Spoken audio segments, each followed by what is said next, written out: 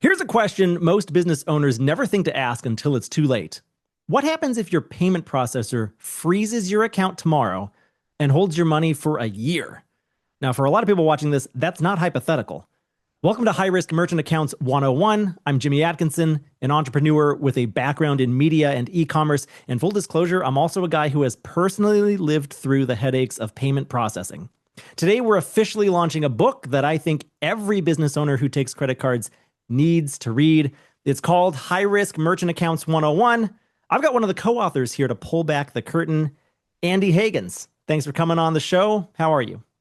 I'm doing great, Jimmy, and I really appreciate you co-hosting this webinar with me. Adam and I and the whole SoarPay team were incredibly excited to launch this book. It's been over a year in the making, and so we're very excited for this webinar and this launch. Yeah, well, Andy, I'm excited to help you launch the book as well. We've been friends for a long time, and I've known you dating back long before you started SoarPay. I started working with SoarPay several years back. I've had a few different businesses that I've run through your merchant account provider, but I didn't always know everything that I know now about being an e-commerce merchant, and really, I never realized how tricky it was, how confusing it was to start taking credit cards. It can sometimes be as easy as just merely setting up a Stripe account or a Square account. But the devil's in the details, especially if you're dealing with an e-commerce shop or some business that isn't a traditional business. Maybe it's highly regulated, or for some other reason, it might be deemed high risk by credit cards and by banks and the like. My own personal experience with Stripe, it had been pretty good, but sometime into working with Stripe on a couple of different occasions, we would get chargebacks from customers. Oftentimes the customers were just kind of confused about what they were doing. Sometimes, we weren't as upfront as we should have been. Stuff slips through the cracks, communication wise. But, at the end of the day, Stripe doesn't really help you out with that too much. I also can't export any of my customer data from Stripe. So Andy, what's wrong with just using Stripe or Square a lot of the time? Well, Jimmy, and I don't want to just, I'm not here to bash Stripe or Square. In actuality, I think that they can be a great solution if you are a merchant who's in their target market, right? If you're a merchant who should be using Square or Stripe, I actually think that they can be a great solution. But the problem is when a business is not really in an industry or doesn't have business practices that align with how Square or Stripe do things, that sets up a problem. And Jimmy, to your point, credit card processing from the business owner's perspective can be very, very simple, right? You go to Square's website, you go to Stripe's website, you're up and running in less than an hour. It's very, very simple until something goes wrong, right? And then when it goes wrong, suddenly you realize, oh, this is way more complicated than I realized. And the devil is in the details. And that's really why Adam and I wanted to write this book. Yeah, and that's why I was really glad when you told me that you were finally sitting down to write this book, High Risk Merchant Accounts 101, with your colleague, Adam Carlson. So Andy, tell me a little bit more about this book. Why did you write it? What is it exactly? And who's it for? Yeah, no, that's a great question. Well, first of all, the primary audience for this book is business owners, right? Business owners who have a business in regulated industries like travel or firearms or nutrition, as well as business owners with e-commerce businesses that sell online. So these are the businesses that are often labeled as high risk. And really, Jimmy, a lot of times they're not actually what you would typically consider to be high risk, but they get that label. And then I'd say another audience that we wrote it for really is people who work in the payments industry. Sometimes even payments industry professionals, some of this stuff trips them up. Honestly, it even trips me up, right? I'm the marketing guy, so sometimes these terms and the jargon and all the acronyms can even trip me up. But that's why actually I think that Adam and we made a good tag team in writing this book together, right? Because he had more of that industry expertise, the underlying technical knowledge, but I also think it helped that I could kind of look at it, all of this information from the eyes of a marketer and just like kind of an everyday Joe business owner. Because our goal is to really cut through the noise, cut through the hundreds of acronyms, right? And explain here's what you actually need to know as a business owner about payments. And so we want to help you demystify what's going on and then set up a strategy that can help your business succeed, which means you're going to have a resilient payments stack that you understand and that it can scale, right? Because we want to help you grow your business. And as your revenue grows, you need a payments infrastructure that can keep up. That's great, Andy. And this book, High Risk Merchant Accounts 101, it is available for purchase right now. If you head over to highriskmerchantaccounts101.com, that's highriskmerchantaccounts101.com, you'll see a link that it is available on Amazon. You can buy it there. And Andy, I'm pleased to share with you and with our audience that it is the number one hot new release on Amazon currently, which is pretty amazing that you were able to get it that much traction so soon. Here's the Amazon product page for the book, High Risk Merchant Accounts 101, the essential guide to payments processing in high risk and regulated industries. It's available on Amazon right now. As I mentioned, you can get it prime delivery. Usually just comes in a day or two. Andy, what do you think about that? Number one hot new release on Amazon. That's pretty good. Congratulations. Well, thank you. And as you can see from the Amazon product page, the cover price for the paperback version is 10.95. But it looks like maybe because we're in the new releases that they've discounted it slightly. So $10.40 as we're recording this webinar. And then we also have that ebook version for the Kindle. So many people prefer to read their books on the Kindle these days, which I Yeah. understand. As for me, Jimmy, I like a paperback, so I'm a print guy all the way. Yeah, so this book just came out just within a couple days ago from when we're recording this webinar.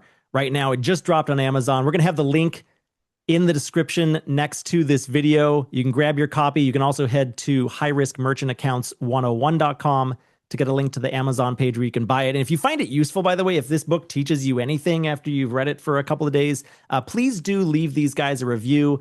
The reviews are really helpful for them. They make a difference. They help spread the word to help other business owners as well. Andy, let's talk about who the book's for. I'm just curious. You talked about it a little bit, but I want to go into it more specifically. It's for high risk merchants, right? But what do you mean by high risk merchants? What is a high risk merchant, and why would somebody need a high risk merchant account? Who are some of your target audience members for this book? Great question. So, what does the label high risk really mean? It means nothing and it means everything, right? It's not a label that a business owner would ever give themselves, I think, or very few would, at least. It's a term that, depending on the context, means different things, right? It could mean that you own a business in a traditional industry, but you, the business owner, just have bad credit, right? Just bad personal credit as a sole proprietor. It could mean that you own an e-commerce business that has had a month or two of sort of a chargeback spike, and that might not even be an issue that you've historically had, right? You might be a business that does hundreds of sales a month, and for whatever reason, last month you had 7 or 8 chargebacks, even though the prior 10 months you'd only had one chargeback. So it could be a business that just has had a temporary chargeback spike. It could also be a business in certain regulated industries, such as firearms retailing or retailing in the outdoors industry. A lot of those businesses, your traditional bank or your traditional merchant services company or your traditional point of sale software company, they will restrict certain regulated industries from being on their platform, using their payments, using their point of sale solutions. So sometimes a business even isn't even actually high risk in terms of like their chargeback rates or their business practices, but they still get hit with that label. So honestly, Jimmy, the umbrella is so broad it's almost meaningless. But in the book, really in chapter 1, we go into what are all the different reasons that your business can be tagged with this label, and then what does it mean in terms of your payment strategy, right? Because oftentimes it's really the starting point is either I my business is not approved to work with Square or with Stripe or with Clover or with some larger PayFac or point of sale company. So either I'm not approved to use their merchant services, or I've been using one of those solutions and all of a sudden my account got flagged and I've been kicked off their platform. One of the most interesting topics that I found when I read this book over the weekend, the last couple of days here, Andy, is you introduce something I had never heard of before, the instant approval trap, where Mhm. oftentimes, particularly if you're running a business that's not necessarily going to set off red flags right away.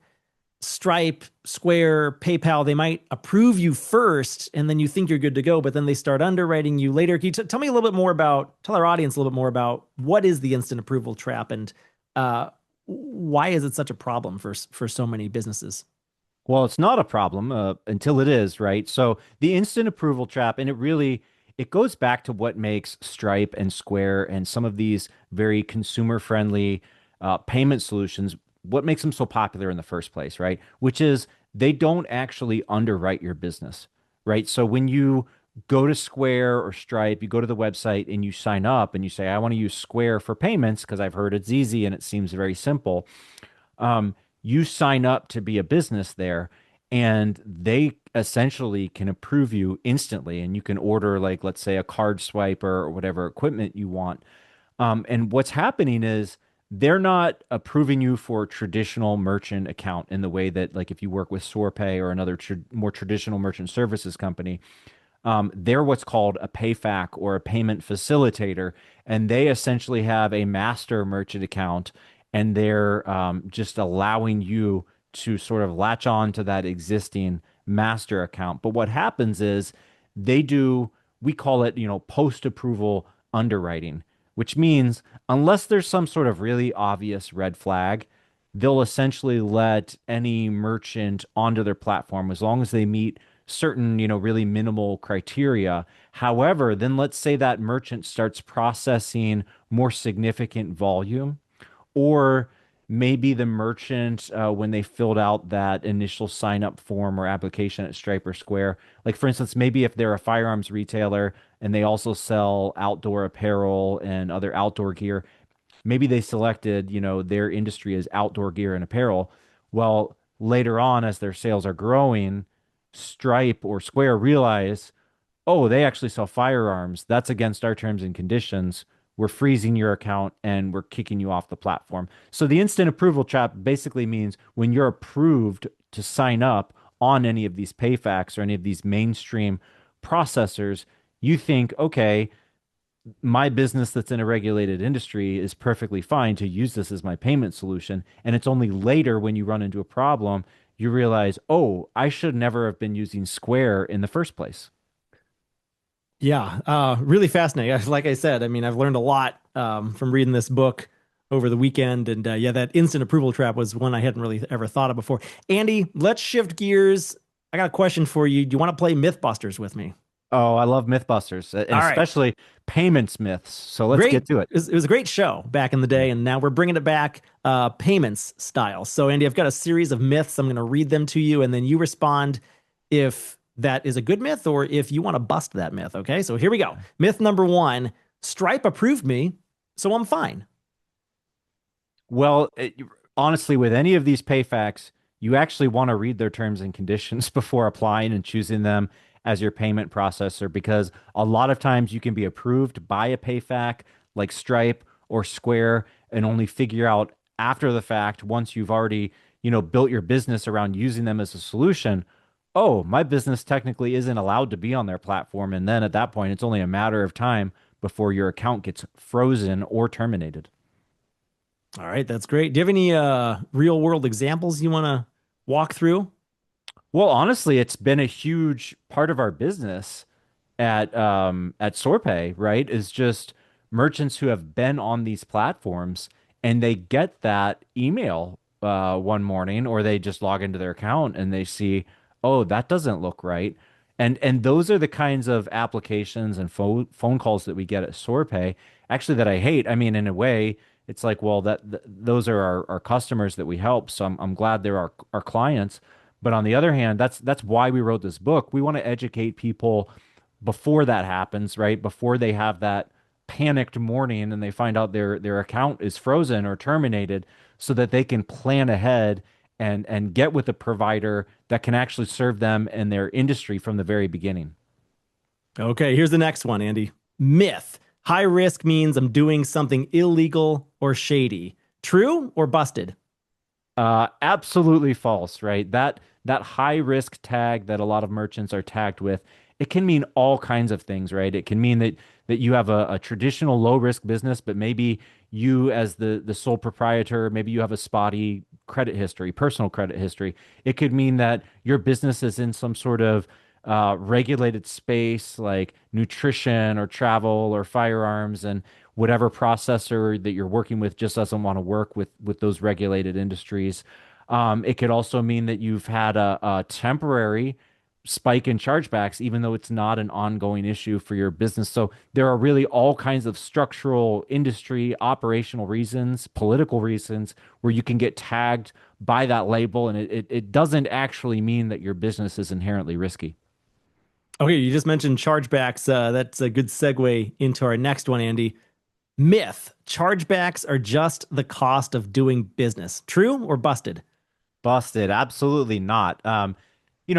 Certainly at enough transaction volume, any merchant is going to see chargebacks, right? Even like Netflix and Amazon.com and Walmart and just huge corporations, chargebacks are to some extent a fact of life. However, typically when we work with small and mid-sized businesses and e-commerce businesses, there are all sorts of operational best practices that you can employ, and also adjustments that you can make in your payments infrastructure to, number one, improve customer experience, and then number two, minimize those chargebacks. So I would not agree with the statement that chargebacks are just a cost of doing business. All right, very good then. You heard it straight from the horse's mouth. Andy, let's move on to the last one. Myth. I'll deal with processing problems when they happen. True or busted? Well, I guess that's a judgment call. If you like to live a chaotic and stressful life, sure.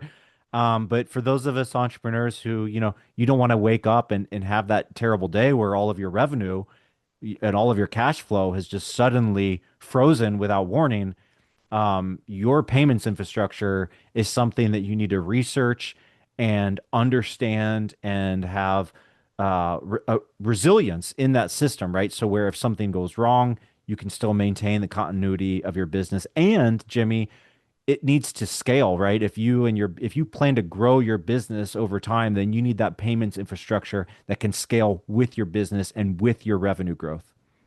All right. I love it, Andy. Great job. Thanks for playing Mythbusters with me. That was a lot of fun.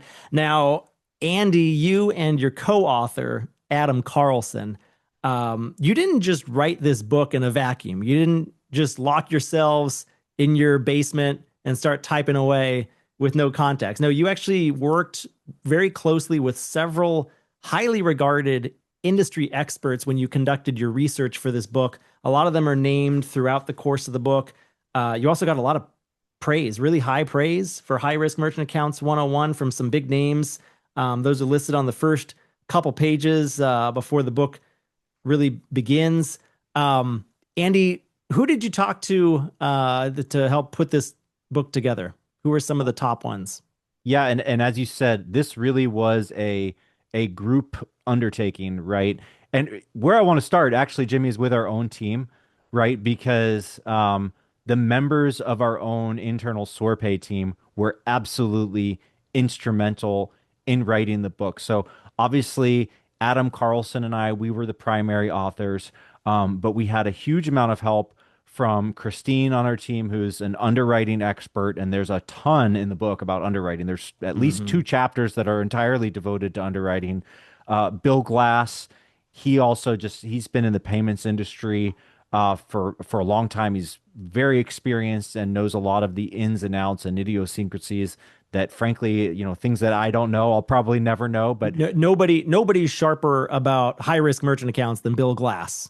Well, I both know that. Well, it's not just the technical knowledge, Jimmy, because anybody can like Google it and have the technical knowledge. It's also just the experience of working with a wide variety of merchants in a wide variety of industries, big merchants, small merchants, mid-sized merchants, physical retailers, e-commerce.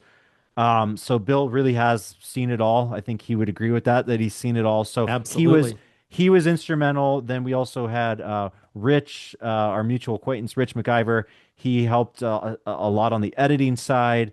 And then, our salespeople, people in customer support. So Heather and Nathan and Kyle and Miriam, our entire team, literally every single person contributed to the book. So first and foremost, I want to thank all of the members of our team. But then, as you said, we also had some outside experts who I interviewed because it's impossible to know everything, right? Especially about a subject that is as complex and has this many facets as payments. So just a couple of the people that I interviewed. First is Chuck Atkinson, who is the founder of Handled Commerce. And Jimmy, he is an expert on fulfillment and logistics. And I think this might surprise some people how much intersection there is between fulfillment and payments, right? Because, like, if, for instance, if you think about an e-commerce merchant who does drop shipping or uses a fulfillment center, if there's any sort of issue with an order being delayed or the wrong item was fulfilled and sent to the customer, and then you might have a customer dispute or customer service problem or a chargeback, you can see where those two business processes really overlap. So Chuck was awesome in providing insights, especially about the fulfillment side of things. Yeah, absolutely, Andy. And who's next? Who else did you hit up for this book? So we were happy to work with Al Williams of actually Commerce is their company now. A lot of people are familiar with Big Commerce, which is their hosted shopping cart platform that is very, very, very popular. Um, and she mentioned just so many of the best practices for e-commerce and customer experience, right? Because just like with fulfillment and logistics, your customer experience ultimately intersects with your payments in a huge way in e-commerce, right? Because it's not just I pay for a product and I receive it in at my doorstep a week later, right? It's also how was the checkout process? Were all of the taxes and shipping costs were those disclosed accurately? Were you given notice of your tracking number?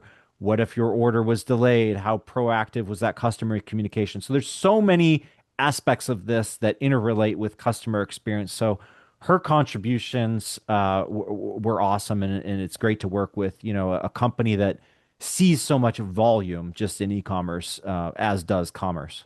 That's a big get right there. Talking to the e-commerce strategy at Big Commerce or now Commerce, as you mentioned. Who else did you talk to, Andy? Well, James Huber was sort of our legal eagle, if I could use the term. He's the managing partner at Global Legal Law Firm.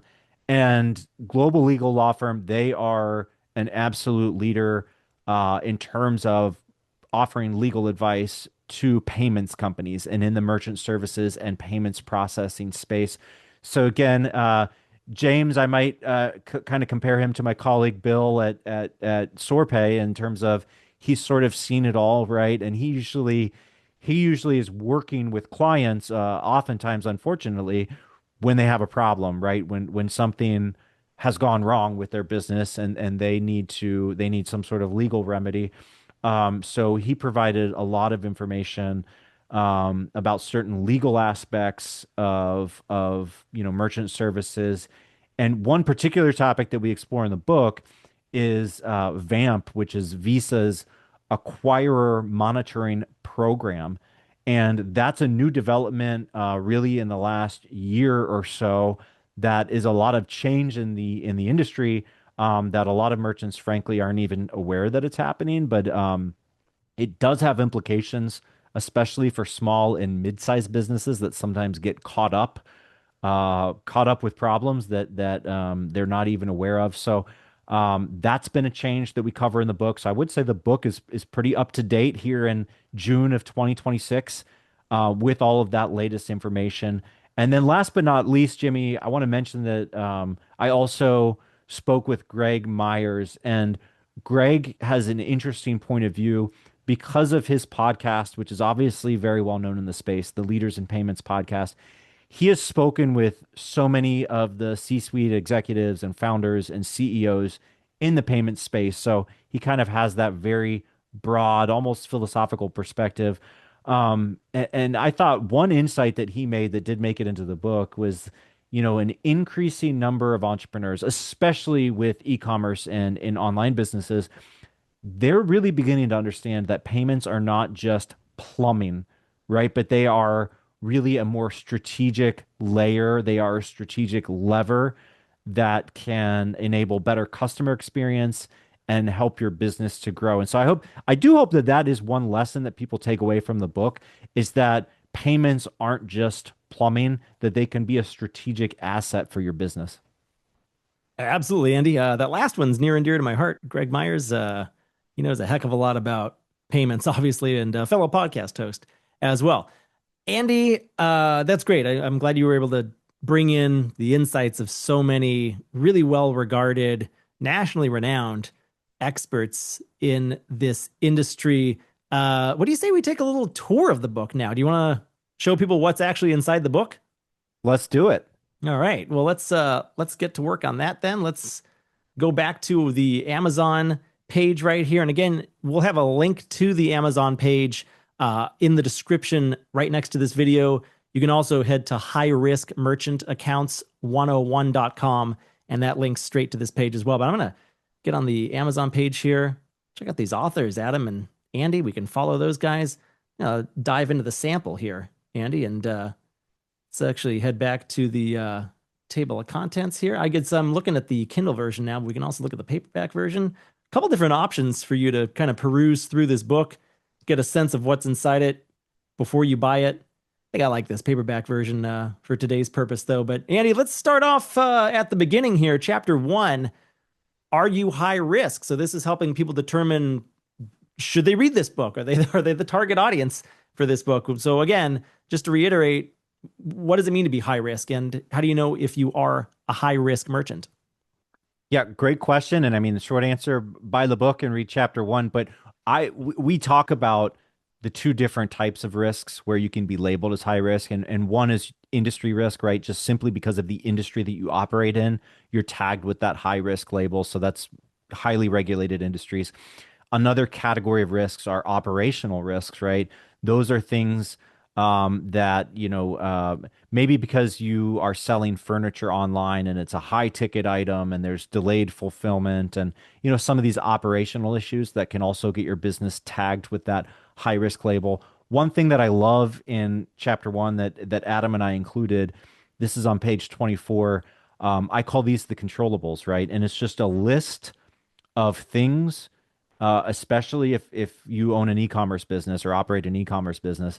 These are things that you can do and things that you can control, right? That mitigate and lower your risk. Things like having a clearly written terms of service or terms and conditions page, having a visible refund and cancellation policy that's easy to find, right? If you have any kind of an e-commerce subscription product, make sure it's easy to find out how to cancel, shipping policy, including trust seals and things like that. These are all things that are in your control. And in an industry where so many things are out of your control, I love that we have this little to-do list of things that are totally within your control. That's absolutely right, Andy. That's a great little to-do list here. I've scrolled down to that page in the preview. This is a pretty generous preview. Gets you the first couple chapters. It looks like first several dozen pages.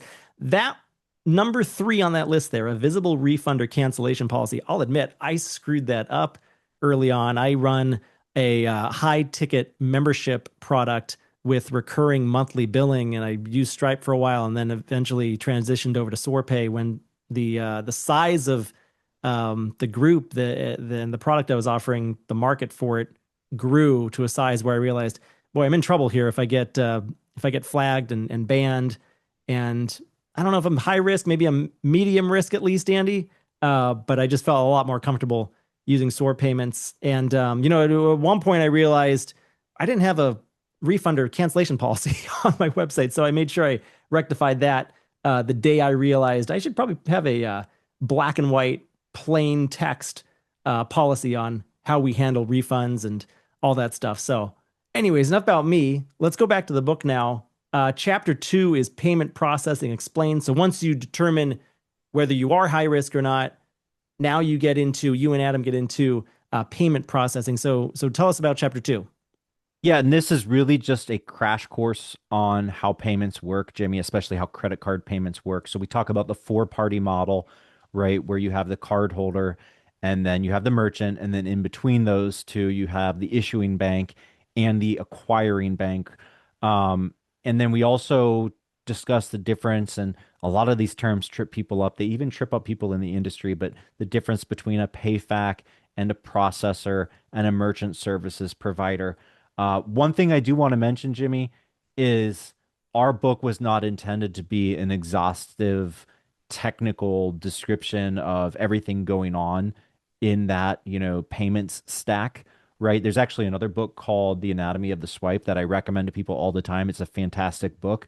If you want to get more technical, like if you're a web developer, if you're building some sort of application that interfaces with the payment stack, whereas our book and our introduction to payment processing, it's more from that perspective of a business owner. We want to tell you what you need to know, but not a bunch of extra. Oh, that's one of the things I like about Andy is it comes in at a reasonable 128 pages. This isn't some 700 page tome that I have to go through over, a week or a month. It was a quick read. I was able to get it in a weekend. It really did tell me everything I needed to know as a CEO, as a business owner about payments. It was very helpful. Chapter 3 and chapter 4. Let's dive into those two chapters. Get ready to apply and going for the home run. Tell us about these chapters, Andy. Yeah, and so these two chapters are really about how to apply for a merchant account and understanding the underwriting process, right? So before you even apply for a merchant account, we walk you through here are all of the things you should have at the ready, right? There's nothing worse than getting halfway through an application of any kind, including for a merchant account, and realizing, oh, I need all of this other information or I need these external documents. So we basically give you a checklist of here are the documents you need. Here's the information you're going to need if you're applying for a merchant account with any merchant services company. You're going to need these. So we give you that checklist. But then another thing I think that we do pretty well is we coach you to look at your business and look at your merchant account application through the eyes of an underwriter, right? So one thing that Adam and I have found is that a lot of people make avoidable mistakes on their application, right? It's like usually with underwriting, there's not one issue, right? Where if someone's application gets denied or rejected, it's not just one issue. Sometimes it is, but a lot of times it's compounding issues, right? Where you have a little issue here and another little issue there, and then a bigger issue here, and it all kind of adds up.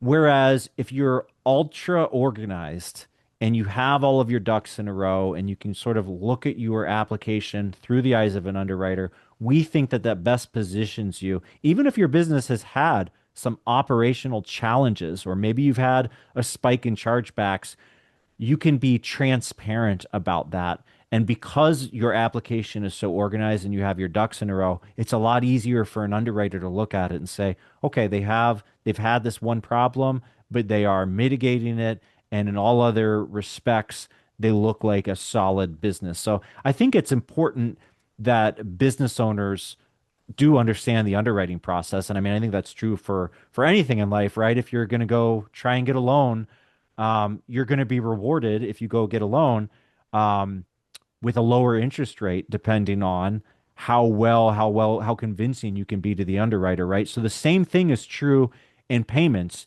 The more that you can put together that very solid application, ultimately, I think it does pay you back. And then moving on, Andy, chapter 5 is payment types and risk factors. What are the different payment types and what else is this chapter about? Yeah, broadly, you have card present and card not present transactions, right? So the card not present, think of e-commerce or ordering something over the phone. And so generally, card not present transactions are higher risk than card present transactions. And that's why at SoarPay, we've had so much of a focus on e-commerce, right? Because oftentimes it's those card not present transactions that are a real challenge for people. And we also in this chapter we address subscription billing and recurring billing because that's sort of its own animal, as you well know, Jimmy, with your personal experience.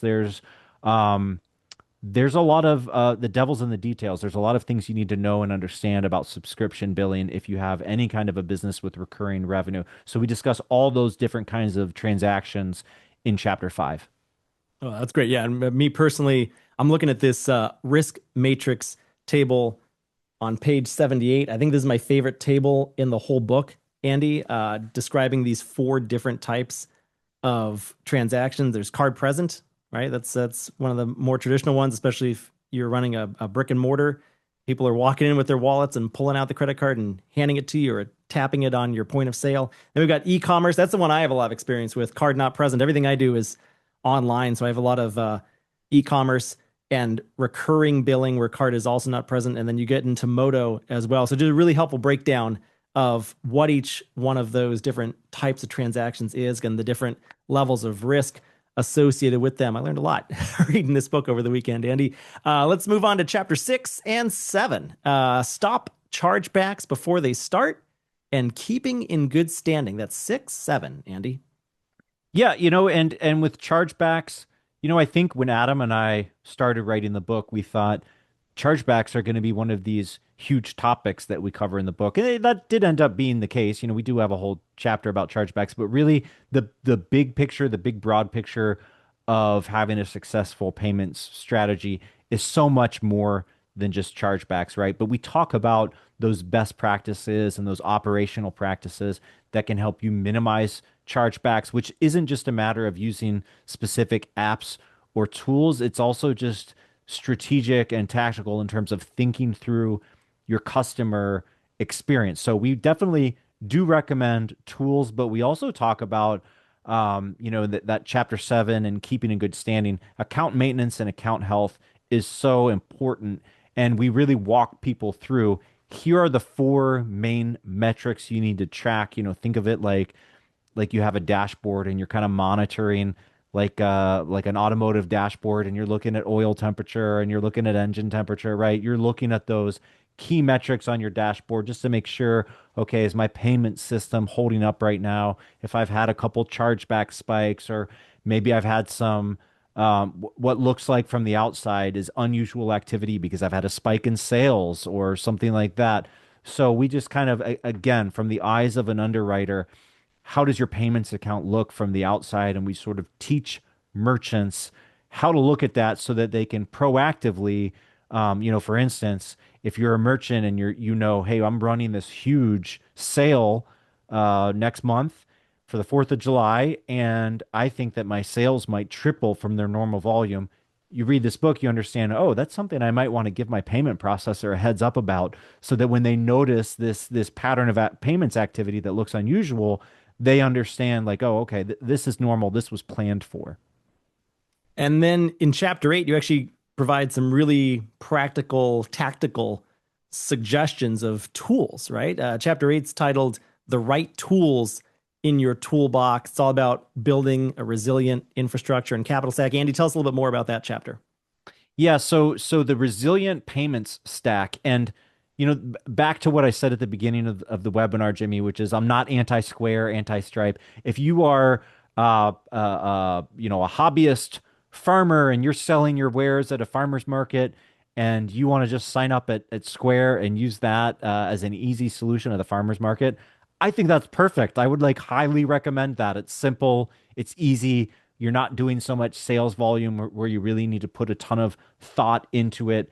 However, if you're an e-commerce merchant and you are processing 7, 8 figures of revenue a year or more, 9 figures of revenue a year, you really need to have resilience in your payment stack. And one thing, when I was interviewing Greg Myers, he referenced that this modular, quote unquote, modular approach is being increasingly popular, Jimmy. So, me and my sons, we love Legos. Thinking about your payments infrastructure as interchangeable pieces where you can control each layer of the stack and you can choose tools for each layer of the stack. And then obviously they need to play nicely with each other. They need to be compatible with each other. But contrast that with the payback model, right? The Square or the Stripe, where it's a closed loop ecosystem, which is great as long as everything is going well. It keeps things very simple. But then as soon as you have a problem, and if you need to, God forbid, you need to leave that payment solution, if you need to leave Stripe or Square, all of your infrastructure was built around that closed loop. And so you're starting from zero.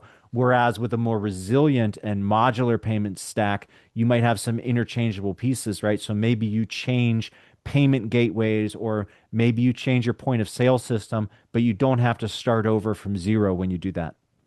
That's great. Some really great advice there, Andy. And then finally, to wrap up the book, chapter 9, the right payment partner. Tell us about that one.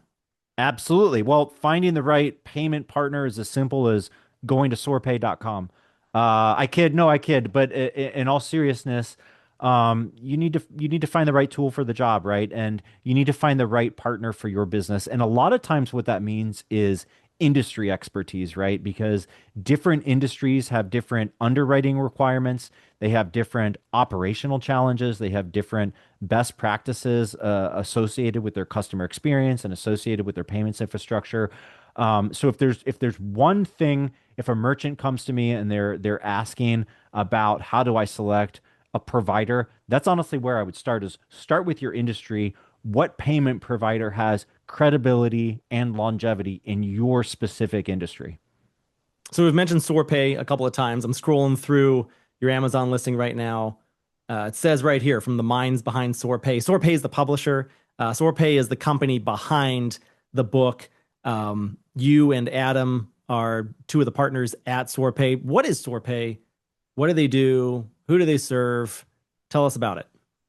So, Jimmy, SoarPay is a merchant services provider, and we serve clients, especially in e-commerce and in regulated industries, right? So think like travel and nutrition and firearms and industries like that that are highly regulated, as well as all types of e-commerce businesses that sell goods online. And, again, typically with those kind of transactions, you see a slightly higher risk profile from a payments perspective. But we have been in business for more than 12 years, and we have specialized in these areas from the beginning, right? So we're not claiming that we are a one size fits all solution, right? What we are claiming is we have specific industry expertise, and in those areas, we are the leader. And I would also say, Jimmy, I think we're a leader in education, right? Because one thing that we found at SoarPay working with our clients, obviously they're experts in their own industries, but payments for many, many merchants is just sort of this black box, right? And we've always believed that if we can be transparent, if we can educate our merchants, we're helping them to succeed, right? By understanding the payments landscape, and that helps our business succeed if our merchants succeed. And ultimately, that comes back to the reason we wrote the book, Jimmy, right? Because at this point, if someone asks me about payments for e-commerce or regulated industries, I can say, well, we wrote the book on it. Yeah, you did. You literally wrote the book on it. In addition to writing the book on it, which we've been talking about for the past little while here during this webinar, you guys have also received quite a few accolades as well. I'm holding up now on the screen this press release that was issued earlier this year. SoarPay caps milestone year with industry-leading awards and accolades. So tell us a little bit about some of the accolades that you have. I see you're A plus rated on Better Business Bureau. You recently featured in Technology Advice's article. You're also recognized as the best mid-market high-risk specialist, and you've earned recognition from Merchant Maverick as well. I'll just kind of scroll through some of these, Andy, while you tell us a little bit more about SoarPay and some of the accolades that you've been so privileged to have received over the years. Yeah, and like in reference to the Better Business Bureau, we've been accredited since 2018. And since that time, we have seen so many competitors, especially like who are trying to focus on e-commerce payments and payments in some of these regulated industries. And Jimmy, the truth is we see them come and go, right? Because the fact is that providing services in these industries does require a lot of industry specific knowledge. So, really, above anything, I am proud of our longevity, right? And the fact that we've been operating in this space continually for such a long period of time, right? Compared to a lot of these other, um, merchant services companies that are specializing in e-commerce or high risk or regulated industries. So, I think we do have the track record to back it up, to back up our claims. And I think we put our money where our mouth is in terms of trying to provide education to give merchants the information they need to make an informed decision. And then given that we hope that they consider SoarPay. Oh, that's great, Andy. And if you do have any questions or you want to learn more or talk to Andy or any of his team members at the SoarPay team, maybe you're interested in learning a little bit more about the services that they provide, please do head over to soarpay.com. And then once again, we've been talking about high risk merchant accounts 101 today. Please do head over to high risk merchant accounts 101.com. That's high risk merchant accounts 101.com. There you'll be able to learn more about the book, and it has a link directly to the Amazon product page. We're also going to have a link to that Amazon product page in the description next to this video. Scroll down, find that link, click it, buy the book, read the book, and then a few days later, if it helps you out, if you learn anything from it, please do leave these guys a review on Amazon. It helps out a lot. Andy, this has been a lot of fun. What else do you have to say? I think we covered it.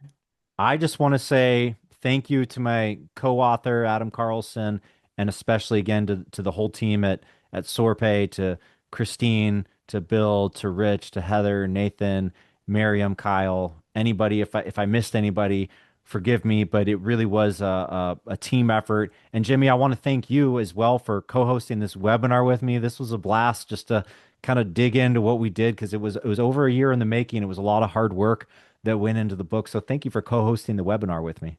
Well, thank you, Andy. Now, if you own a business that takes credit cards, and honestly, who doesn't these days, right? This book is for you. It's called High Risk Merchant Accounts 101. It's available right now on Amazon, and the link is in the description. Please grab a copy. And if it helps your business at all, if you learn anything from the book, leave a review. It helps Adam and Andy to spread the word about the book. Andy, again, thanks so much for being here today. This was fun. Thanks, Jimmy.